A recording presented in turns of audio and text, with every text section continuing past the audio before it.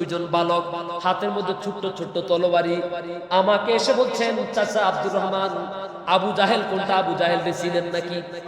আমি আশ্চর্য হয়ে গেলাম, এই দুইটা বাচ্চা আবু জাহেলের খোঁজ নিতেছে কেন?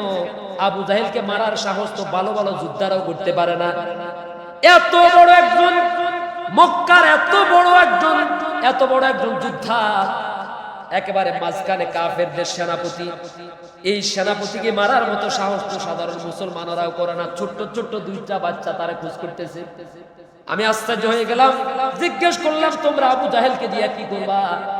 মুআদ এবং মুআওয়াজ দুইজন ছোট্ট ছোট্ট বালক বলল, আমরা আমাদের মায়ের কাছে শুনেছি, বাবার কাছে শুনেছি, এই আবু জাহেল নাকি মক্কাতে আমাদের কলিজার টুকরা প্রিয় রাসূল সাল্লাল্লাহু আলাইহি সাল্লামকে অনেক কষ্ট দিয়েছে মক্কাতে 13 বছর। মায়ের কাছে শুনেছি, বাবার কাছে শুনেছি, আর শোনার পরে তাকে